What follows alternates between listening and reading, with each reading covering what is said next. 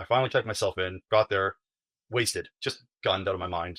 One of my social workers, who I don't wouldn't normally ask for help, but at the moment in my life, I was just struggling really bad. They drove me there, and I remember shotgunning a beer in, in the woman's car because I was like, this might be my last one. I was drinking at that moment there, probably 3 weeks straight of over a liter of vodka a day. I'd say I was just trying to stay alive.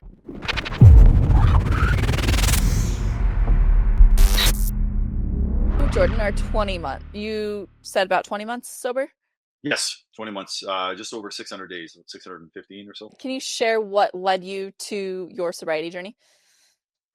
Yeah, well, aside from the roller coasters and the ups and downs of stopping and then relapsing and playing that game of charades that many of us have who are farther down sobriety right now, just accumulating all the losses, especially jobs, financial burdens, relationships, etc., like that. I don't know what like the defining moment is, like the actual switch of the flick of the switch there.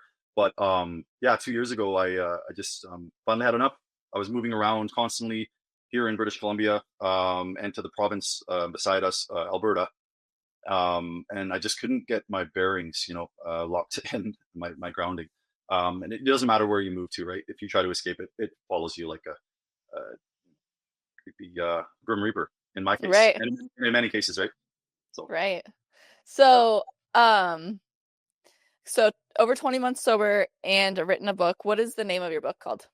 yeah, sorry, grab it here. I should have had this in my case here. So sorry, it's called Scars for Future Wars. Is the Okay. hard and just kind of title. It's actually I make a lot of music too, so I used a lot of my song titles and album titles in the I book. love So it's I kind of like kind of put it cohesively together and figured I'd kind of write it that way. But yeah, Scars for Future Wars. Basically, just take a look at your past history and the scars you collect on the way, and here's ammunition for the next war you're going to face, right? So it's a bit of a misery lit memoir. I don't know if well, actually, you probably might be very fond of the book A Million Little Pieces. Do you remember that one? James Frey. it. Okay. I am like the worst. Like I could have read that book or listened to something like 50 times and you tell me the title and name, I'll be like, I don't know. Like for some reason I like cannot remember titles and names. Well, it's all good. I just thought I'd throw that one out there because it's more of like a one from the mid 2000s that received a lot of traction. But anyways, that one, some controversy about that. But mine was it's a memoir, but at the same time, I try to really kind of understand the grasp of choice versus disease, which that can be pretty controversial with what people want to, Yeah. whichever realm they want to take that. Um, I know I could probably get into that later, but it's just as descriptive as I can be about surviving the bouts of alcohol withdrawal, as we all know how life threatening that can be. And then undergoing the delirium tremens, where I went like mentally, and I don't know if it gets in, like I try to really assess it like in almost like a spiritual sense, like where you go, the visions and the experiences. Because I mean, just the colors and the sights and sounds and places I went to during that whole ordeal was horrifying. And I really tried to package it into a few chapters of what it felt like to be transferred to that realm. So Right. people who have undergone it can relate heavily to it, I'm sure. And those who haven't could probably, take heed the warning, because not a lot of people come back from it. Right? Mortality rate is, higher than like 5%, which is pretty huge in a hospital setting. And if it's untreated, it's even higher. It's like 20 or 30%. If it happens to you at home, you can pass away. Lots a lot of alcoholics pass away, right? So So you came over from, correct me if I'm wrong, because I had a lot of uh new interactions with people, but backcountry. yes, Stu, yeah, yeah. Okay. So I was like, because I had a lot of his audience that I was engaging with, and like, absolutely. So, because he talks about delirium tremors, and so, uh, can you walk us through what happened to you? Yeah, and nods to Stu there. Like I said, I don't know Yeah. him personally. He's obviously in the United Kingdom there, so bit of a distance away. But I found his videos from trying to understand it. Right, like really, is anyone else out there can explain to me? Like, did we see the same thing? Did we go to that same realm? Like, what the hell was that, right? So, my experience was, I went to a detox center to come off of it properly because I, over time accumulated the minor withdrawal, the moderate, the shakes, the sweats, the progression of the hangover just gets the almighty hangover just gets worse and worse, right? So, as we know, and I just read enough to know that doing it by yourself is, it's just not safe anymore. This happened when I was 31, it's 2 years ago, and I was like, I'm tired of battling this out myself. Normally, I would try to get through it and wean myself off, kind of like a titration, like medically, which is scientifically it makes sense, right? You're supposed to kind of wean off what you're addicted to, and I would always titrate with beer and wine, and just it was horrible, the insomnia and uh, overall feelings of malaise and just all that kind of stuff. So I figured I'd go to a detox center in the town across from me, and I checked myself in, and I was just on up, and I was just going ape shit. The darkness it takes you. Like I'm so used to being a little bit more lively, and people would see me as a outgoing person and like positive to be around and that kind of experience. But where it took me is like where I would just get motel rooms and like lock myself in there for like 2 weeks.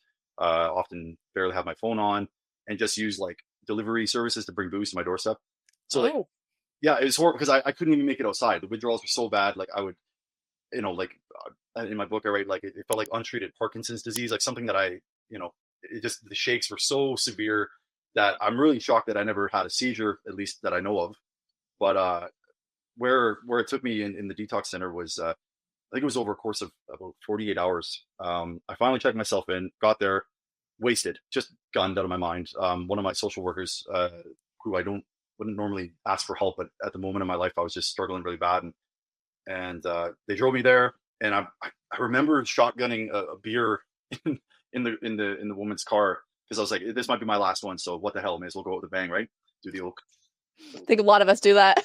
I think so, yeah.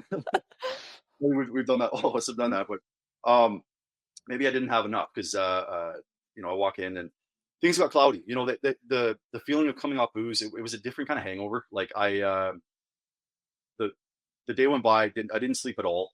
I started to kind of have a heavy gait, like in my walk. It was really weird. Like the feeling was so bizarre. It was like someone was like giving me a tight hug, and I couldn't like quite move my body properly. But every time I tried to walk, I would be like off balance, and I was upset that the staff, I think they could have done a little bit of a better job on understanding like, hey, this guy's about probably to go, he's going to undergo some DTs. Maybe we should have admitted him to the hospital a little quicker. But that's wishful thinking. That's the past, and we're just going to dig it back up. But I throughout the course of my stay, I was trying to converse with the people in there, and I was starting to like stutter, and I had a slur in my speech.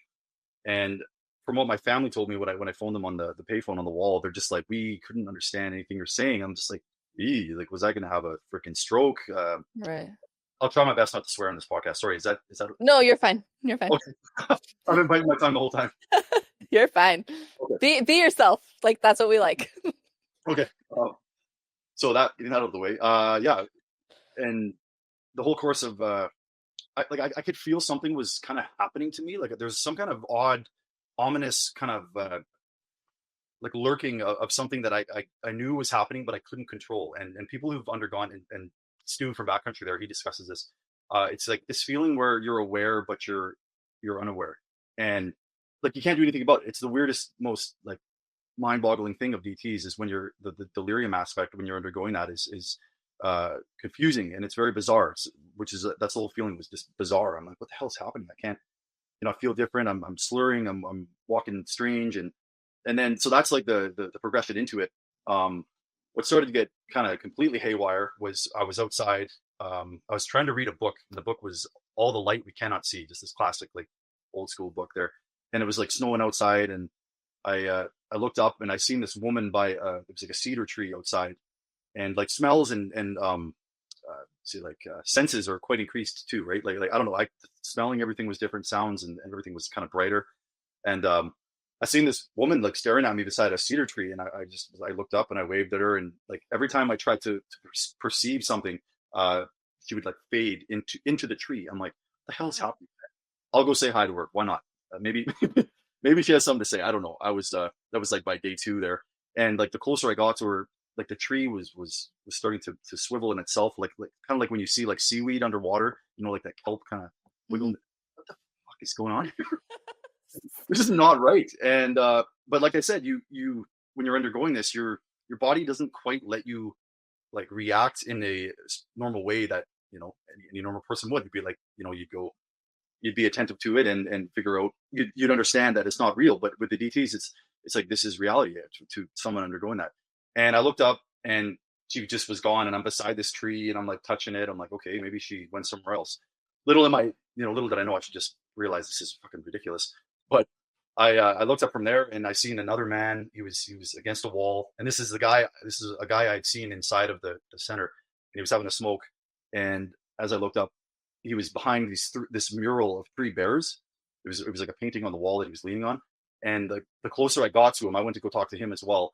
He just disappeared. And then the faces on the bears were like smiling, and they were growing, and they were like breathing. Mm-hmm.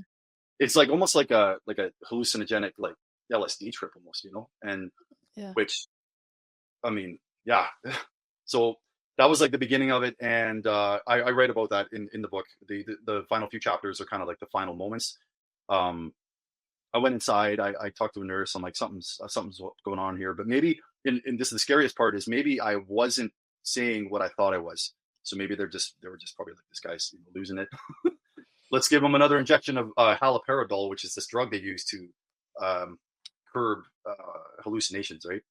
So I swear, as soon as they injected that into my arm, I checked out to another planet.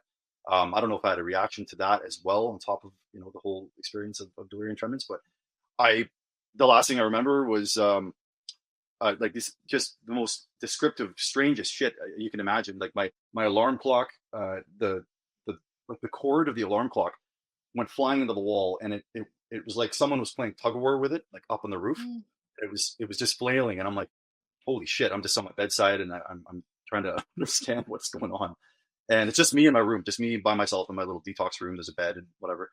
And it was like I was on acid. Like it was just the weirdest, most unexplainable things that. And then here's me in my little fucking trying to don a lab coat and analyze everything that's going on. Right. Little do I know that I'm about to possibly die. And there was then the ants started pouring out of the wall. It was like someone like when you hit a fire hydrant and you smack with a hammer, and like ants were just Oh my flying God. through the wall. It was so disturbing, and they had like there was like shininess all over their heads and stuff, and they were crawling everywhere, and I could hear them like screaming, and that's when it started just going just haywire. Yeah, it's a descent into hell, and you kind of stop halfway for a moment to reach out for help, and you just go farther and farther as the days go on, and I write about it in as much detail as I can, like description of what I've seen on each kind of the elevator of hell. It's like, okay, here's a floor, here's a floor, here's a floor. Tonight you're gonna see this, tomorrow you're gonna see that, and it was just like, fuck, like maybe I'm on my way to dying. And I think with DTs, like in the physical realm, it's like you are on your way to death, and that's your mind is trying to save you, to be honest. But it's just undergoing such a cataclysmic event that it takes you to a different place. And from there, like just like fairies were coming out of my like hands, and like, it seems so crazy to talk about. So But I'm gonna be like super honest, and I might get some hate from new people, but like I've like heard of like withdrawals, and like obviously it can bring people to their deathbed. But I think the first time that I've actually heard in detail about delirium tremens was from Stu. And really, so yeah, like I mean, I don't think anybody else, and you know what, I've had podcasts, they don't go out in order, so I could be speaking wrong, but like I haven't talked to many people about this. And I think that it's really good to like actually talk about it, because like those that are like obviously drinking as much as to bring these to life need to be aware of it. Because I mean, I think some of us drink ourselves into oblivion, and then we don't realize what is actually going to happen when we're coming out of it. Like for you, for instance, and like Stu, and then I had some another person on that talked about it also. And it's crazy. mm-hmm. Like it seems like it's like terrifying. So how much were you drinking? uh, beyond measures, right? And this could be like a hereditary thing where, I was just kind of predestined through my genes that I can handle more. I think people that can handle more without like purging it up so quickly, you're kind of screwed.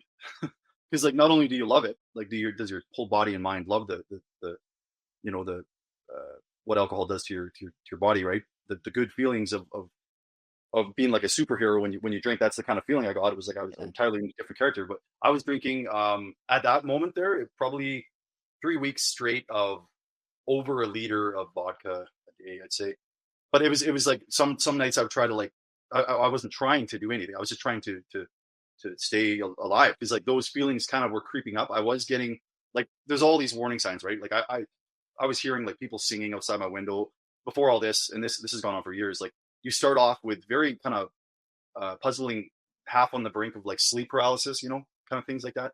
But it was happening. It happens a lot at night, and you read about DTS, and it seems to really nail people at nighttime, maybe because the circadian rhythm and everything like that. But yeah, I was drinking far too much, and to be like accurate, like on the dot of, yeah, probably about a liter of vodka a day, and but rum too, and then whiskey too. Like I would just shuffle it up. I'd be on my cell phone, and it's like 9 in the morning, and they're finally open, and I would leave myself just enough so to get rid of the shakes, and then I'd just be like, okay, skip the dishes is open, all right, I'll grab, barely eat, right? So it's a liquid diet, and Yeah. no one's getting any amino acids from their freaking vodka, right?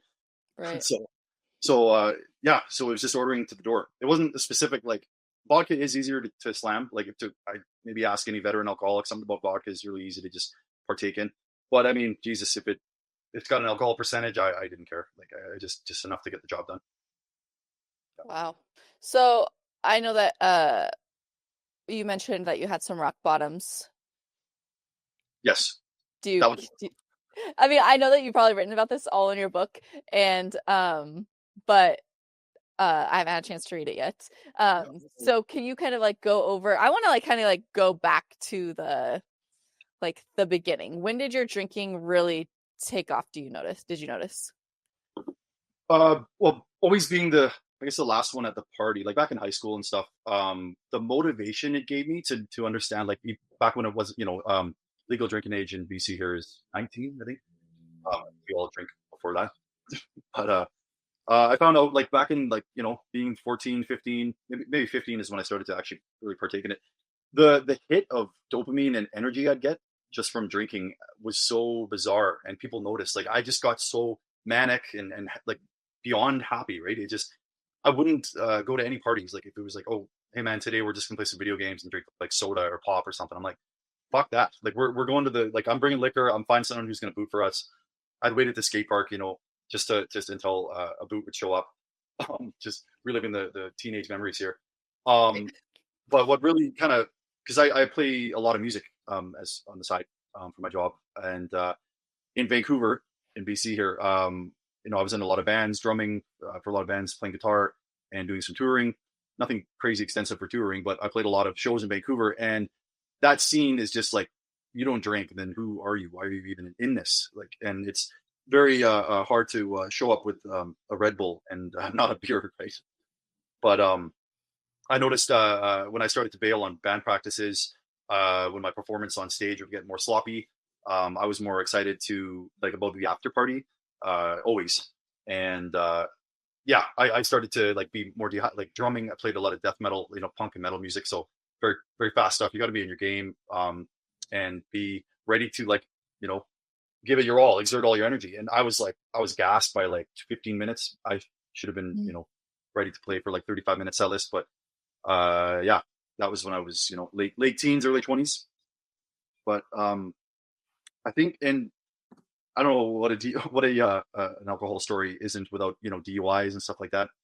I read about it when I was 19. I went flying into a willow tree, and I was in my car, and I was at it was a special event day in the city I'm from, Hierro, and like my ex-girlfriend was there, a whole bunch of people, and I don't know. I just figured I was gonna make the whiskey bottle my girlfriend that night, and I drank 750 milliliters in like 5 hours when I was 19. That was just like ridiculous, and I there's like hundreds of people, maybe like 1,000 people around for this event, and I woke up in a freaking park on a bench, and I had all my shoes were gone, my shirt was gone, I was in my jeans, and I'm like, okay, this is a little odd, and I I was like, but I had all my stuff with me, my phones and my keys and everything, my wallet. So I was like, fuck yeah, that's a win. That's usually a win when you have a crazy night like that and you have all your Right. your accessories with you. But in that case, it wasn't because I had my keys, and of course that's like, okay, I'm fine. I never really drank and drove in my teens until one of those days. Yeah, and then that day there, I woke up from that bench. I seen my car across the park. I walked to it, started it up, and I remember seeing a police officer. I walked right by a cop, which was ironic. And I think I made it like 2 kilometers down the road, a mile down the road, whatever. And I just was. It was. I was going like going to do the kilometers to miles an hour rate here to Canadians to Americans, but 80 kilometers an hour. So what is that like? Duh. 50 miles an hour, maybe? But yeah. Anyways, it sucked. It was fucking horrible. I went from like 80 to 0 into a tree, into a ditch. Could have died. The ditches were low that they were low that day. I climbed out my window and just like even that kind of stuff happens and it still doesn't stop you, right? Which is what's crazy about the whole alcohol spell. Oh my gosh, yeah. We know this, you can almost kill yourself, and the next day you're like, all right, let's try it again. Like, what the hell is what? Why? Where does that come from? Right. Yeah. Oh man. So you still play music? Yeah.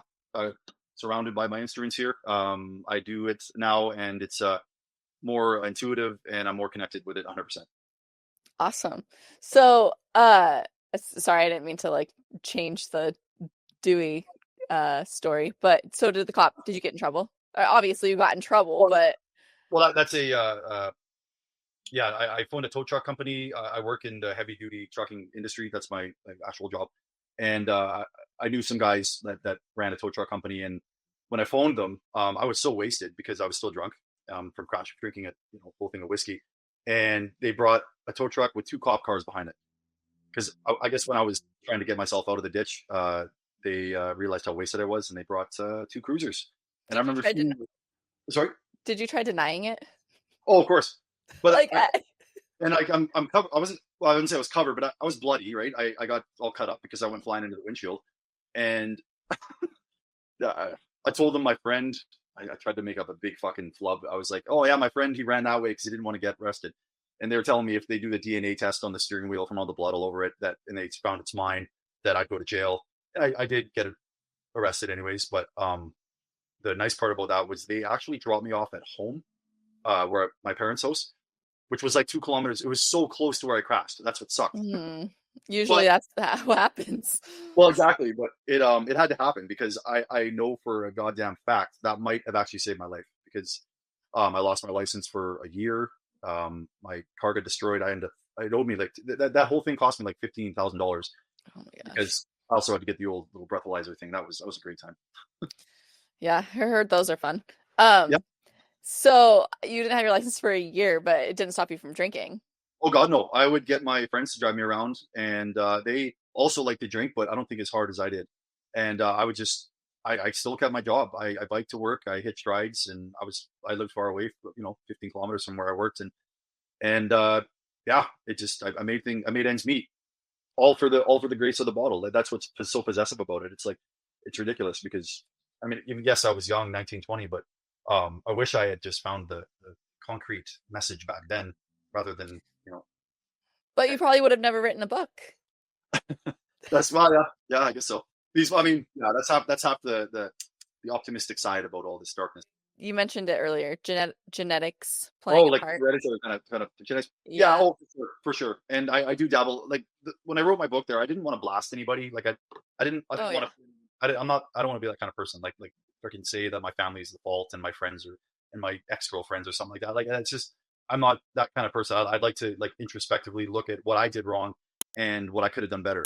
And that my book is kind of glimmer towards that.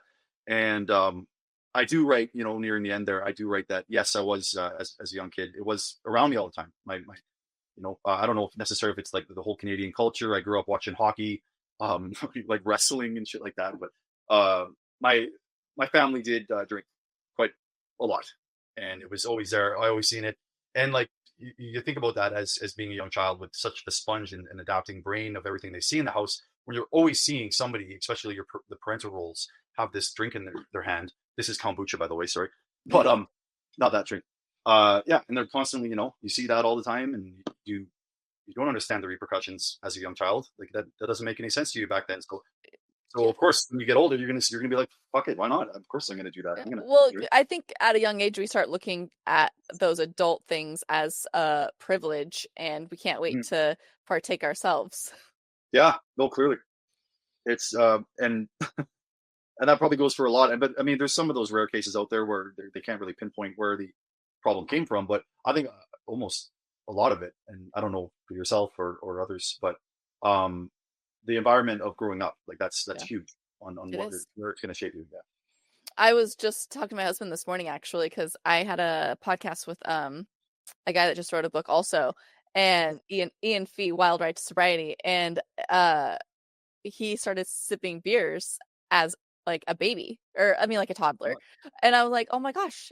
I'm like, so did I. I remember like being like, ooh, I liked beer at the age of like 3. And it's like you just don't realize that you're I mean, our parents don't realize what they're doing when they're doing it. But I mean, I did the same thing. I'm like, oh, this one likes mimosas, this kid doesn't. But like you're setting like kids are being set up for failure at such a young age because of their environment with drinking. Totally. And like I said, and you were saying, like, I don't think the parents necessarily mean to do that. It's just got Right. it's got such a green light, like in our society, that it's how do you learn as a child? Like, there's got to be a little bit more reinforcement against that. And I do write about that in the beginning, how alcohol is just it's just such a it's ushered in with such a the red carpet, and there's like, Yeah. how do you escape that when it's got all these positives that it says it has, right? Yeah. Like I used to drink out of this tumbler in my backyard and it would always Same. have vodka, same vodka in it, but now it has coffee in it. I was gonna say, hope you rinse that one out pretty good. Well, yeah, it's whatever, the metal one. But it like I mean, because that's like just what you used to do is just that's all I was raised to like that's all I knew what to do. Mhm. And then I like went into the same cycle in my teenage years, early 20s, 30s, parenthood. Like, I mean, it took me having to break that cycle and realizing what I was doing before I decided that, oh, it is a problem. Like, did you ever look at yourself and be like, this is a problem? I have a drinking problem. Alcohol is toxic. Alcohol is a drug. Like, did you ever realize how bad alcohol actually was when you were like in it? Um, well, obviously near the end, that's when you kind of you break the chains. But in it, I think towards the end, but that's when it started to get kind of scary and more scary and dark. Is like when I understood how lethal it is becoming, and I just couldn't stop. And that's when I got a little bit, kind of. That's when it takes the next level of alcohol, because you can go out with your friends and drink all night till 3 a.m. and then be hungover at work and repeat that cycle for like 7 years, 8 years, which I did, which was, Yeah. I don't want to lie to everyone else and myself to say that it wasn't fun, because there were many great, not romanticizing, but there were many great nights, with booze on the menu. And it wasn't until later when that cycle is consistently being played, and then finally it gets to the end times, literally. But yeah, no, I in my 20s and stuff, I didn't, I extremely stubborn, especially balancing it with the music lifestyle. It's like Yeah. this is associated with what I do off work. And if I'm gonna be in that metal band and play like freaking, a couple shows a month and be that kind of kid, I didn't care. And it's a selfish thing. And I read a little bit about that, about the selfish side, and really putting yourself accountable is that was one of the big steps for me in sobriety, was putting myself in that light, Yeah. and put the gun to my head, with my own, and just be like, listen, like it's like, it's not all about yourself, but it is like you have to balance like a perfect harmony of that. But it wasn't until I was being held accountable for my own actions is when I started to realize, or started to notice, holy shit, things are getting better because Right. I'm putting myself under the gun. So I know that you mentioned like locking yourself in a hotel room, trying to withdraw yourself, right? And then, so how many times did you try quitting alcohol before it actually stuck, and how long did it take?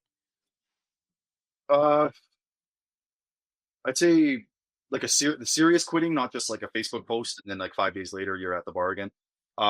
The seriousness of it all, probably 4 or 5, I'd say 5 times. And I actually was able to stay sober for a whole year, 2021 to 2022, Oh, March wow. 2021 to March 2022. But I did it mainly for to impress my ex girlfriend.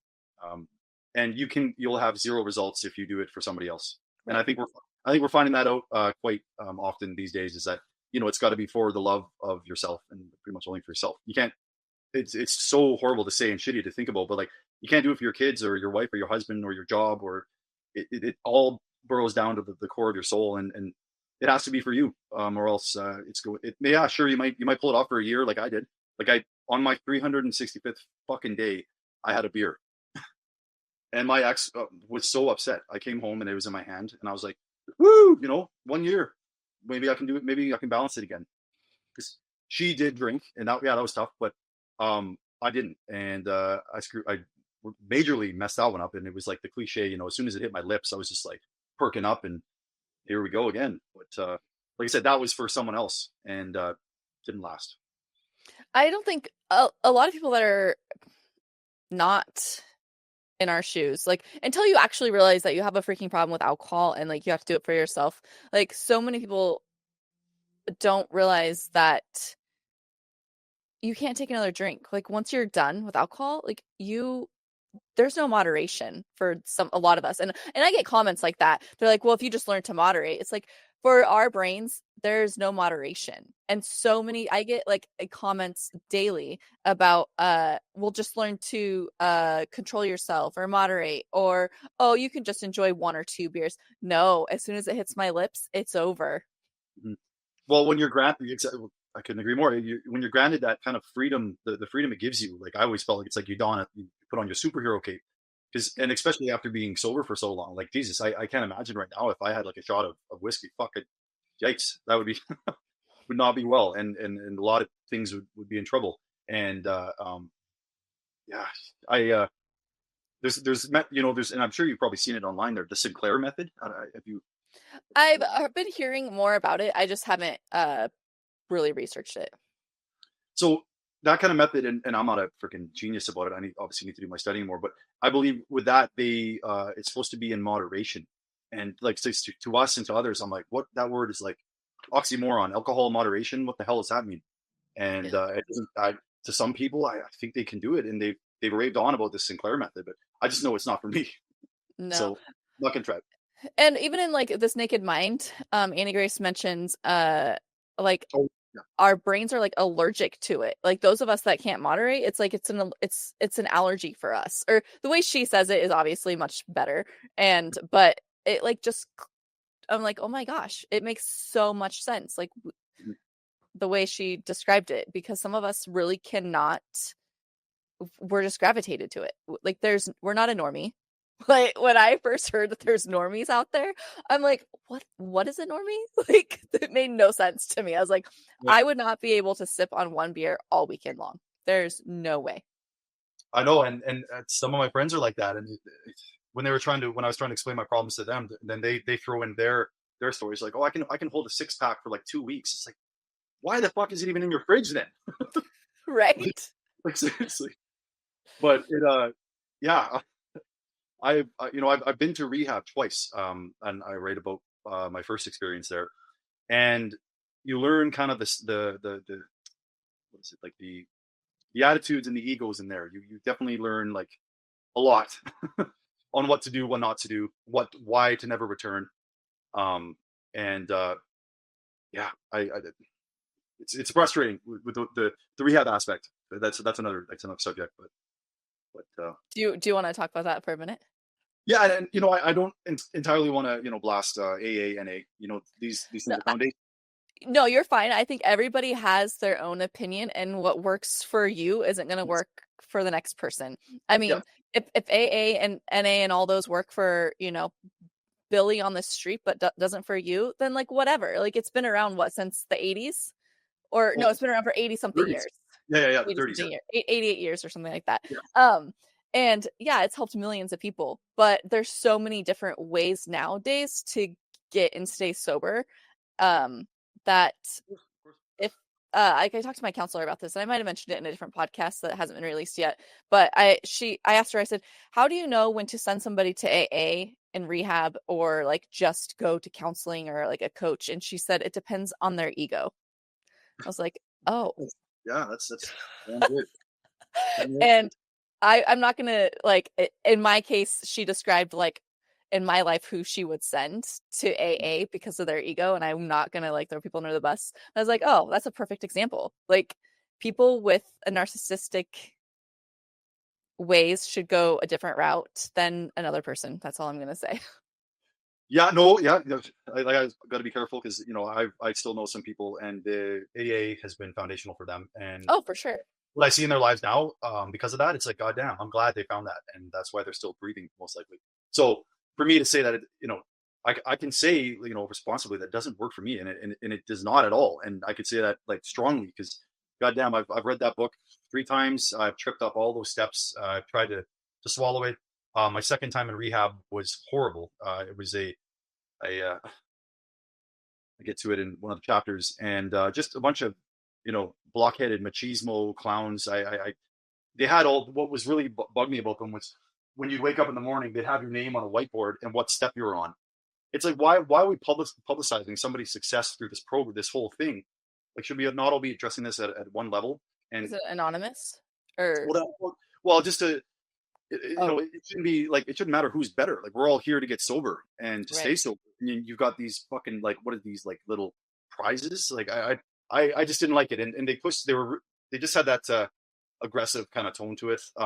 Not that I condone that. Like, it's I think one thing I say is like, why is it that when some people need a hug, others need a smack? You know what I mean? It's like some people need the tough love, some people need like too much love kind of approach. So Yeah. it's tough to paint everybody with that freaking paintbrush gun, and rehab just was not nice for me, and I spent a lot of money, and I was like, I could have used that to purchase other instruments, but like, whatever, that's another story. But I write about it pretty well, and what I think about the counseling and the repetitiveness. But hey, maybe some people need to be chipped at the repetitive, Yeah. nonstop same bullshit, and then finally they find it. I mean, I've had many podcasts, and it's been like it saved people's lives. And then I've had podcasts with people that are like, absolutely, it's not for me. So that's what I'm saying. Like, and I don't have any like, I've never stepped foot. And somebody mentioned this in a comment, and she said something, and I said, you don't know my own personal experience why I don't go to a room full of men. Like, I mean, I know there's other ways, but it's like she attacked me for not going, and I was like, you don't know my own Oh experience, yeah. like why and when I quit drinking, I didn't necessarily think that I had a drinking problem when I was going into the challenge that I did, and so I did it a personal developmental way versus AA or rehab, but Mhm. I I don't know, it's just to each their own. Like everybody's journey is their own. Yeah, yeah, and there's other, like you said, when AA was made in the 30s, that was pretty much it. If you wanted to quit drinking, that's all you had to kind of single file walk yourself up to. But there's so many things now, like smart recovery. That's one that I didn't mind. I did partake in that a couple times, and it's more like social skills and how you're going to address like the situation versus believe in this higher power or you're fucked. Right. Yeah, but And some people do it by an app.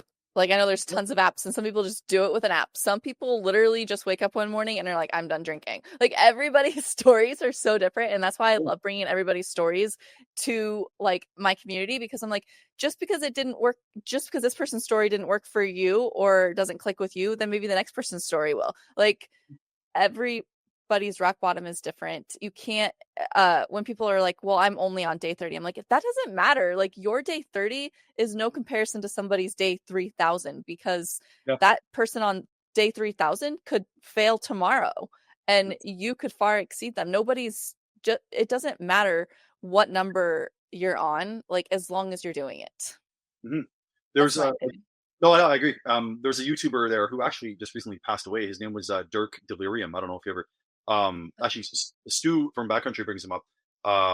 He would always reiterate that it's a 24-hour program. That's basically what you should be happy to just always have that 24-hour chip.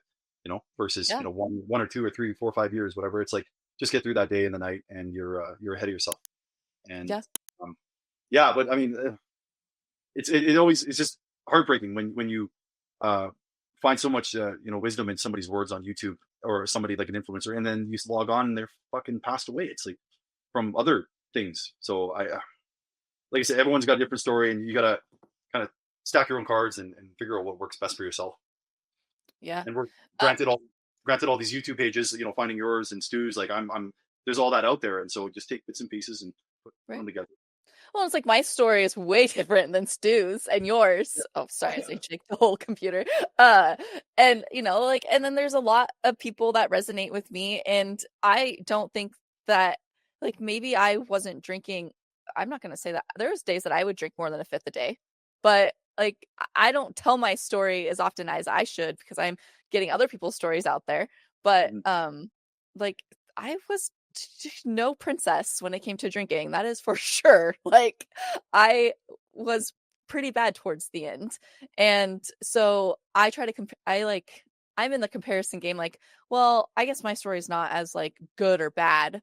And I'm like, but wait, it's a story. Like, I came from a bottom area that I crawled out of and I never want to go back to. Yeah, I mean, in many ways, that final kind of your last drink, your initial kind of sober time onward, it's basically you're kind of dying, and you're rebuilding yourself from there. And like my entire life being guided by alcohol, all the weaving was through booze. I mean, I every party I went to, every show I played, every fucking movie, friendship outing for like 15 years almost. And it's basically like that person had to die, and from here on out, it's where life begins. And I feel that way. There's things I'm reading now, and Stoic philosophy and etc. And writing books, for God's sake, like things I could never have done before.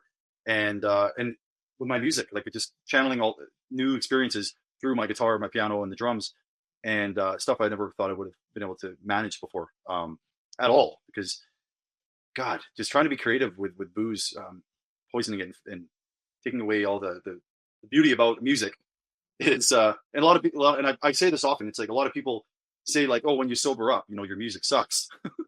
But a lot of people say that, but it's like I totally think the opposite, because you're more in tune, you're more creative, you can kind of, just like an art piece, you can shuffle around what you want to project to the world, and that's how I feel about it. So Yeah. that's So, uh, yeah, the comparison game of like, well, I'll do this better if I'm so drunk. And like, no, because I played that card for so long. I'm like, well, I was better at interacting, or I was better at cleaning my house, or I was better at doing laundry, or I was better at like getting in front of the camera. But it's not true. Not true at all.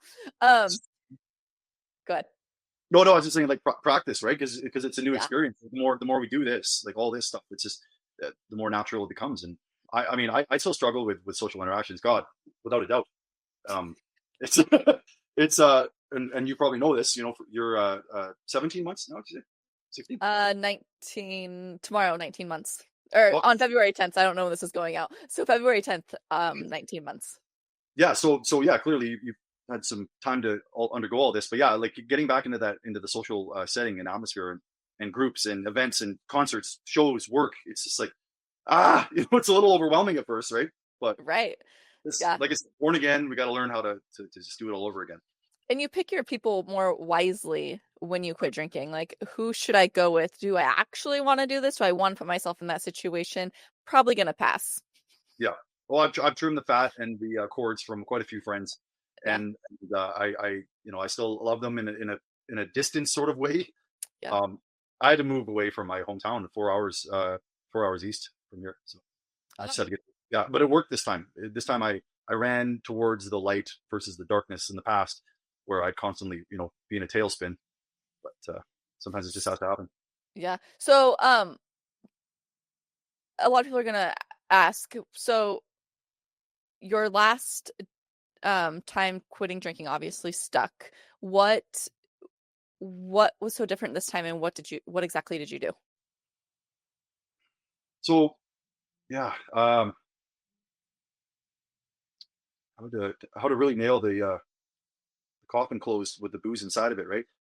There was, I could juggle with a few things. I was with my friend at her house. She let me stay to detox, and I thought I was going to go through the DTs again. So I was fucking terrified. But luckily I did the titration thing, which I talk about.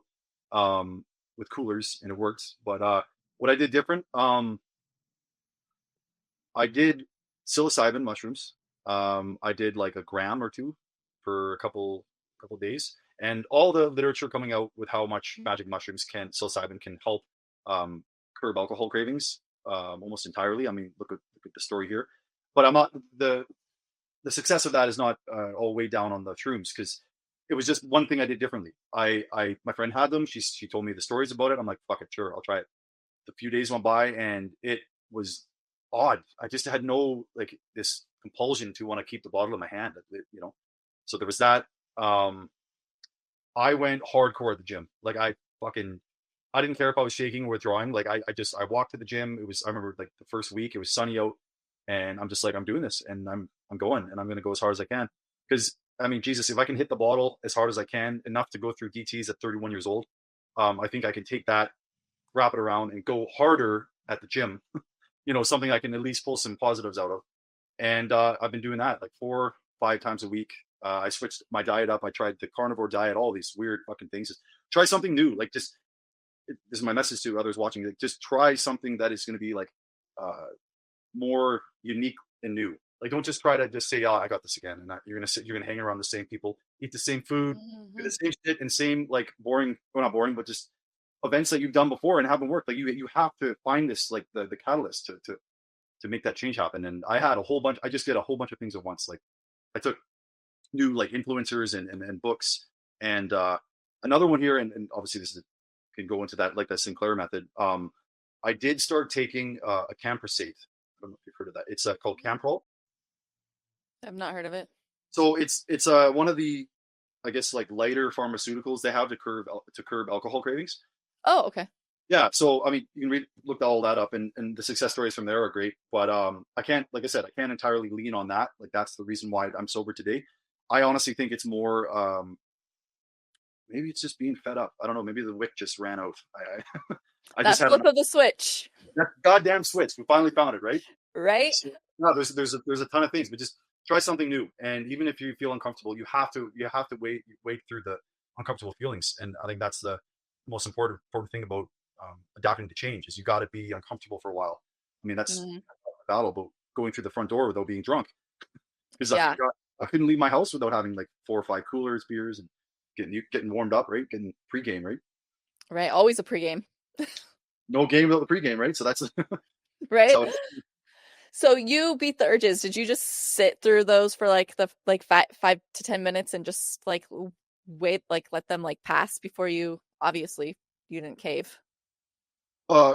sorry, like urges and stuff, or Yeah, the urges to drink. Did you? I mean, you said that the mushrooms kind of helped with those urges, but oh yeah, out- yeah. So I practiced a lot in the past. There's another one, Wim Hof, the ice cold therapy and stuff like that. I used to do that for years, like starting just after COVID, and I started doing that again more intensely. The breathing. So I think deep breathing exercises, yoga nidra is beautiful. Oh my God, it's like how do you kind of reset your mind and put your body into kind of a state of repairing, pretty much. So there's that. And distractions. God, maybe my guitar is the reason why I'm sober because I spend more time with it. It's just like little things like that. So uh, the urges they come and go. I mean, last Friday they came when I was at work. Having a funny one here, and I don't know if this is the same for everybody else, but having too much coffee is a fucking game changer. It absolutely destroys me really? because those jitters and the anxiety that too much Yeah. caffeine can have is almost like dead center of what it feels like to withdraw, at least for me. Like that on edge craziness and like you're about to you feel like your skin's coming through your shirt. Like it just that killed me. So on Friday I had too much coffee and I was like, oh fuck, here we go again. And that Yeah. hadn't happened. It hadn't happened for a while, like probably like 4 months. And like immediately my brain goes, go find a bottle, like kill it. So I have to live with that. It's just something I have to live with. So like when anxiety is at a higher state, of course I feel like, pounding back the sauce, but you just gotta knock it the fuck out and put it to rest. Like that's all you can do. And it's pretty much all you can do. Yeah, that's interesting that you say that about coffee because I know like a lot of us it does spike our anxiety and Yes. I never thought of it that way like throwing you like making your anxiety so bad that you want to like have a drink but because I've used coffee for like chocolate urges, sugar urges, like Mhm. any type of urge. I just drink black coffee. But I do notice that if I drink too much, I'm like 4 cups a day type person. But if I start drinking more than that, I can feel my anxiety. Like I want to, my skin, I don't like being in my own skin. Like I get it. Like, but that's the first time I've heard somebody talk about it like that. Yeah, and which is bizarre because like coffee, just like alcohol, it's like it's so accepted, and like in AA or in AA and other sober groups, everyone's like, gotta get my coffee, gotta get my coffee. I'm like, you gotta slow down the coffee because it's gonna kill me. It's gonna fucking kill me here. But yeah, it's happened to me before, and I got to be careful with that because I think the abuse from so much alcohol constantly Mhm. maybe messed up some of the GABA receptors in my brain. I don't know. I just Takes know our, that it makes sense. Right? Yeah. yeah, it takes our brains quite a while to repair.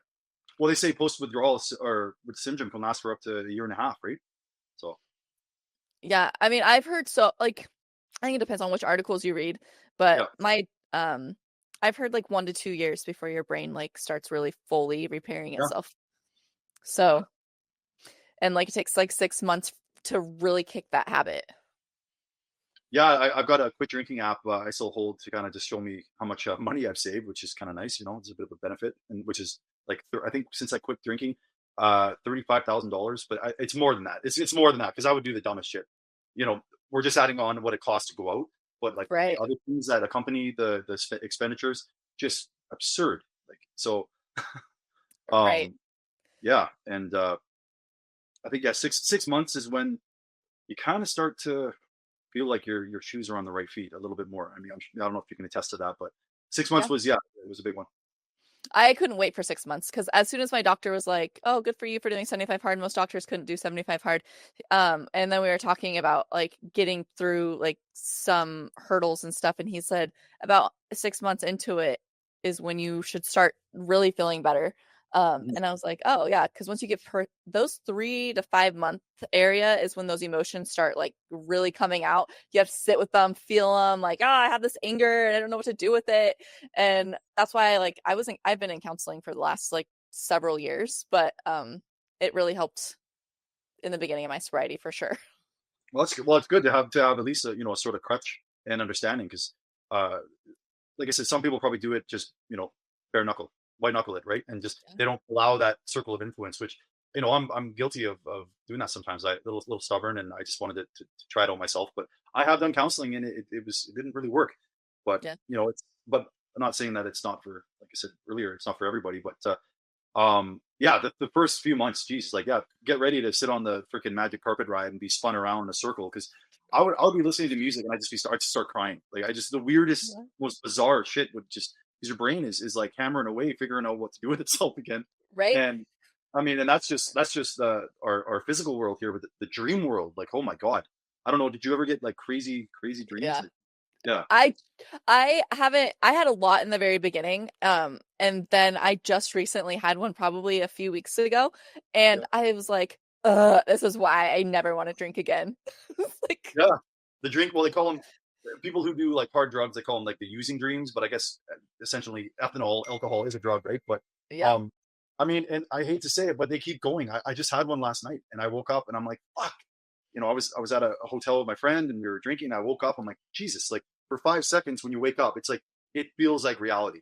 But I Right. think over time, it does get better. They're random. I mean, you get dreams about anything, right? So Right. it's just reality. I think it's a wake up it's a wake up call for us to realize like when we have these dreams like, ew, I don't want to be that person again. I mean, at Oh least for no, me, it like threw me right back into I could see myself in that situation. And like back in the day when I was drinking, it was a situation that I would have put myself in, and I was like, I don't want to do that anymore. no, definitely. No, it's like the ultimate face palm moment, like right in the morning. So it's kind of shitty to start your morning with that, but at least you can work through it. Take a deep inhale, exhale, and just be like, okay, that was a dream, and this is my life now, and maybe we'll see that dream again in a couple weeks, but not for now, right? Right. So overall, you are way healthier than you probably ever have been, mentally stronger, physically stronger, emotionally stronger. Definitely. Oh, without a doubt. All those realms just flourish. Yeah, but like I said, yeah, mentally, physically, financially, spiritually, um, creativity, which goes hand in hand with mentally, right? But Right. yeah, totally weighed down by the bottle, just complete meat hooks in the back, and just hanging there and just doing nothing forcefully about it. That's what pissed me off, was all the time I wasted. But once you're, where we're at now, and as time progresses, just the um the additives are, it's just stack upon stack. I don't want to be so cliche, but yeah, the good times is they keep on rolling in. Yeah, you can have a rough day and you wish you could drink, but do you want to delete the last 600 days of your life? Like, fucking not a chance in hell. I would not do that. I I know that we have to wrap up soon, but like it brings me back to like so many people have these relapses, and I'm not like dissing anybody because we all have to deal with our own grief and stuff, but those that got so far into their sobriety and then something tragic happens and that's still the only thing they know how to turn to. And like, have you dealt with something similar like that? Like, I mean, I just feel like I get comments, hundreds of comments a day, and I see like so many people's stories, and I wish I could just get into people's brains and tell them that it's not worth it to go backwards just because you have to sit in those emotions and get through them. Mhm. Oh no, I know, and it's heartbreaking to know that someone with like 10 years could maybe lose one of their loved ones, and then they go to they use again or drink again, and then they end up fucking passing away in like a couple months, right? So it's that's the hardships and the confusing aspect about addiction, and I wish I could nail it on the head better, but like, yeah, I hate to say, like, I don't want to get cocky and say like it's going to be perfect from here on out, because I'm sure there's going to be a time in my life where something happens and I'm going to be faced with that option, right? Right. Perhaps you and others, right? Oh, I've Just thought about it. I've thought about like what happens when something really tragic happens. I've dealt with like a lot of shitty things since I've been sober, but like I haven't dealt with like like grieving. grand slam kind of thing, Or, Yeah. yeah. Yeah, no, well, I mean, I did lose my grandmother, who I was super close with. She was 93. I mean, but I mean that's a pretty damn good life. I just really looked at like the long term, the optimistic way about it, and what would that person want you to be like? Would that individual want to see you relapse and be like No. literally crawling on the ground to get to the bathroom? Like, I don't think any loved one would want you to see that. So you got to remember, like, what your loved ones want for like the best out of you is to never reach for that bottle again. And I haven't been there, and I hope not to ever try to go back there again. But Yeah. reach out, grab some best friends, make that call. Um, put on some damn good music. I don't know, put on your favorite show. Just try to slowly pull yourself out as best you can, because it's gonna have to be from inside. Like, it all has to be with your own willpower. Like, if you don't have the strength to pull yourself out, like, fuck, Yeah. it's a tough No, one. it is. It is. That's why like we're what, a month apart in sobriety journeys. Yeah. You're 20, I'm 19. So I feel like we're going through the same emotions at the same time, and like I don't know, like there's just so much to this journey, and I feel like the longer people stay sober, the more they'll realize like what we're saying. Yeah, no, totally. And we've been in that situation. I don't know if you've been in like a sober setting of where you're like sober for 2 weeks, and then you hear these stories from people that have been sober for a few years. And this is my experience. I just was like, this guy's got his head up his ass. I don't care. This is dumb, blah, blah, blah. And that's me being a rude prick. And it's not going to get me anywhere until I, started to finally listen to people, that are for further along the journey. And just like, God, there's a way out of it. And if you just kind of, yeah, do your emotional push-ups, and just face the noise, you'll pull through. Seriously. Yeah, you got to face it head on. You can't tiptoe around this subject, because it's so goddamn serious, and it's killing people as we speak. And Millions a year. yeah, exactly. So if you're not putting in the work, don't be another stat. You can fucking rise from the literal ashes and be, I don't know, the best version of yourself that you possibly could be. And not a lot of people get that chance, because they go too far down the hole, and there's their grave, right? So it's just great to find people like yourself online, and Stu and stuff. And I really don't reach out to much people, so doing this was very outside of my comfort zone. I really appreciate you coming on, because I mean, Well, I was like, thank you yeah. for answering that. Thank you for answering so quick. I don't, sometimes if there's a business account, I don't know if it goes into like a separate mailbox. No, everything comes straight to me. My husband, he's on the backside of my YouTube, but everything comes to my email, and I check my emails. I respond to my comments. Okay. or I try to get to all my comments. Yeah, well, I uh, mean, yeah, you had like 8,000 followers almost. So yeah, that's a lot of traffic. yeah. So in the beginning, when I just had like a couple thousand, I could easily respond to every single one. But Yeah, now it's harder, and I hate just hearting comments. But sometimes, like, I want people, because if I this is how my brain works. If I don't, in the beginning, I was like, okay, well, I'm not even going to heart it because then it's going to say that I responded, and then it's just going to disappear. I'm not going to know how to get back to it. And so I was like, it took me quite a while. And I've talked to other influencers, and they're like, it's okay if you don't respond to every single message. But like, people know how to find me if they want to interact with me and engage with me. They know how to find my email, my Instagram. Like, they know how to reach me outside well, of YouTube yeah. comments. For how it's going, if you keep climbing the ranks and stuff, like I'm sure there's probably going to be a point where it's going to be hard to even respond to like for for a few, like for all of them. I don't know Yeah. how easy it gets, right? And it seems it's I don't think it's trendy at all. I think people are just waking up. Right. Like there's the whole dry January, whatever the hell, like that comes with a little bit of the trend. And I think I seen one of your posts earlier. It's like try to understand that get past that 1 month, but keep going. Like I told this to my sister who was doing it. I'm like, just keep fucking going. Like accumulate everything positive that just happened to you in that month, and times that by another 11. Times it by another 11 months, and just keep doing that for the next year. And yeah, I what gets me is people are like, "Oh, I felt so good during dry January." February 1st, they're back to drinking. I'm like, "But like, do you not just realize that you gave up alcohol for 31 days yeah, and you felt better and now you're going back to the thing that made you not feel better?" I To me, just because I'm so like I'm done. Like, alcohol and I divorced each other like yes, July 10th, 2023. Done. There's no rebounds, there's no going back. And I guess I just wish, like, that's my part of my sobriety journey, that I'm like, gosh, I just wish people would understand it's so much better without relying on alcohol. 100%. No, mine's it's not quite a divorce. Mine's more like Friday the 13th with Jason Voorhees. I kill him, but he keeps fucking coming back every other year, and I just got to kill him again. And that's how it is. It's Right. that feeling is going to come back with the old hockey mask and machete, right? And you gotta strengthen yourself and figure out how to put it down again. But Yeah. that doesn't mean that, and that just maybe you're gonna have to do that forever. But Yeah. that's It's going to be harder for some than it is others. But we're all on this journey together. no, 100%. And the more I reach out and find channels like yours and Stu's and even books from authors that wrote books like in the 80s, they just starting to like focus on literature and exposing myself to it more, Yeah. taking it a lot more serious. Uh, Once you do that, you kind of ride the waves with the sober waves into the next chapter. Yeah.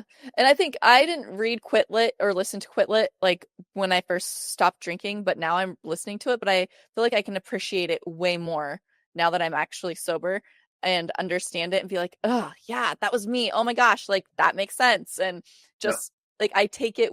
I mean, I don't know how I would have taken it if I was still drinking, but it was never on my radar. But now I'm like, I want to read all the things, listen to all the things about like sobriety journeys and all the research on it. But I still cannot retain shit. Like, I'm just like, well, maybe if I just, I don't know.